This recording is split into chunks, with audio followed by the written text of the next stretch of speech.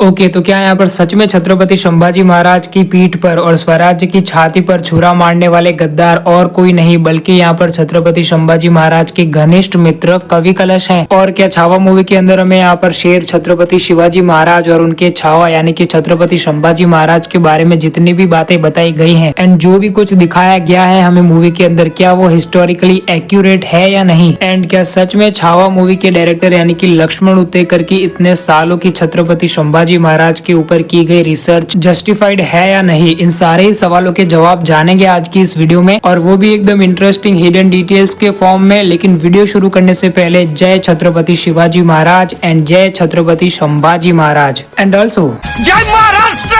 तो भाई लोग, ये वीडियो तुम्हें एक हिस्ट्री लेक्चर जैसी लग सकती है लेकिन बोरिंग नहीं होगी, इसकी गारंटी मैं लेता है। एंड अगर फिर भी तुम बोर होते हो तो तुम एक नालायक स्टूडेंट हो, सुधर जाओ वरना गुजर जाओगे। और हाँ, इस वीडियो के लिए सोर्स ऑफ इन्फॉर्मेशन है इंटरनेट, तो अगर कोई मिस्टेक हो जाए और गाली देने का मन करे तो मेरे को नहीं गूगल को देना, ठीक है। तो वीडियो शुरू करते हैं और जानते हैं कुछ हिडन डिटेल्स। मूवी शुरू ही होती है और हमें अजय देवगन का नरेशन सुनने को मिलता है अबाउट छत्रपति शिवाजी महाराज। लेकिन महाराज शिवाजी राज्य के ऊपर बात करने से पहले वो यहाँ पर भारतवर्ष के बारे में कुछ चीजों को नरेट करते हैं, जैसे कि जब पूरी दुनिया अपने अस्तित्व की लड़ाई लड़ रही थी तब यहाँ पर भारतवर्ष के अंदर कई सारी प्रसिद्ध और महान संस्कृतियां जन्म ले रही थी और इसी भारत भूमि पर सभी धर्मों के लोग मिलजुल कर एक परिवार की तरह रहते थे। अब इस लाइन को सुनकर कई सारे लोग ट्रिगर हो जाते हैं और ये कहते हैं कि ये क्या बार बार सेक्युलरिज्म का झंडा लहराते रहते हैं ये बॉलीवुड वाले। एंड फिर वो एक रील बना देते हैं और वो रील डाल देते हैं इंस्टा के ऊपर, फिर लोग ट्रिगर होना चालू। लेकिन मेरे भाई, इस फ्रेम को अगर ध्यान से देखोगे ना तो इस फ्रेम में कहीं पर भी मुगलों का नामो निशान तक नहीं है। इस फ्रेम में हमें कई सारे स्कल्पचर्स देखने को मिलते हैं जिसमें की है बुद्धिज्म, सिखिज्म और हिंदुइज्म। और मुगलों से पहले यही सारी संस्कृतियां भारतवर्ष में आगे बढ़ रही थी। और छावा मूवी के स्टार्टिंग के पूरे नरेशन के अंदर ये लाइन एकदम फिट बैठती है, जोधा अकबर की तरह नहीं कि अगर अपनी मूवी का मेन प्रोटैगनिस्ट अगर एक मुगल बादशाह है तो यहाँ पर लोगों को एक ऐसी ही लाइन चेप दो,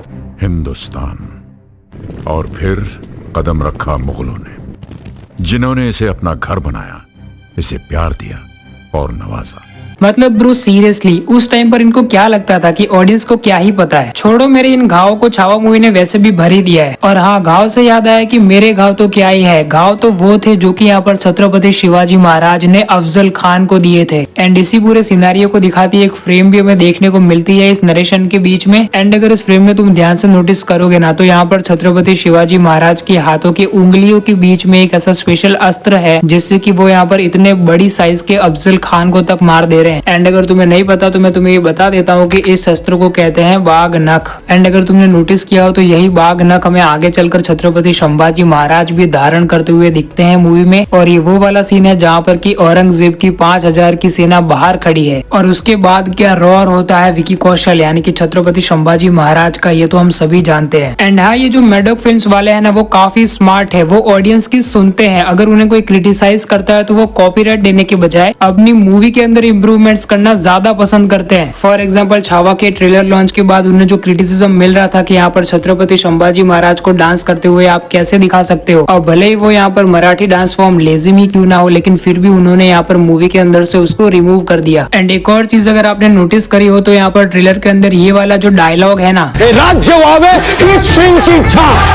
एक्चुअल में इसका मतलब होता है कि ये जो राज्य है ना ये ईश्वर की इच्छा है। और एक्चुअल में ये डायलॉग हिस्टोरिकली एक्यूरेट नहीं है, जो कि यहाँ पर ट्रेलर के बाद लोगों ने इसे कॉल आउट किया एंड मेकर्स ने भी इसको ग्रांटेड ना लेते हुए मूवी के अंदर आपने अगर नोटिस किया हो तो इस डायलॉग को पूरा किया गया है। जो हिस्टोरिकली एक्यूरेट और पूरा डायलॉग था उसके अंदर हिंदवी स्वराज्य इस वर्ड का यूज किया गया था। एंड जो कि यहाँ पर इन्होंने डबिंग के अंदर चेंजेस कर यहाँ पर हिंदवी स्वराज्य इस वर्ड को स्पेशली डाला है, अगर आपने नोटिस किया हो तो।